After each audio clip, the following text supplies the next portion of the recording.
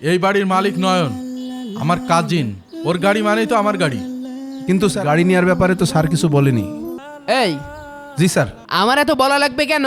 আমার নাম বলার সাথে সাথে তুমি তাকে গাড়ি দিয়ে দিতে। স্যার, এটা তো আপনি আগে কখনো জানাননি। তুই এখনো ওর সাথে নরম ভাবে কথা বলছিস? তুই কি জানিস ও আমাকে কতটা বেজ্জতি করেছে? তোর জন্য আমার কাজিন অপমানিত হয়েছে। এরপর থেকে আমার নাম বলার পরেও যদি তুই গেট না খুলিস, তোর পিঠির চামড়া থাকবে না কিন্তু। নয়ন স্যার আমাদেরকে গাড়িটা নিয়ে যেতে বলল। ঠিক আছে, আসেন আমার সাথে। চলো।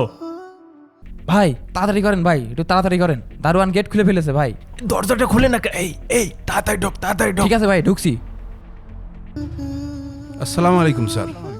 এই দারোয়ান, ড্রাইভারকে গাড়িটা বের করতে বলো। স্যার, হ্যাঁ, বল। গাড়ি তো নিয়ে গেছে। নিয়ে গেছে?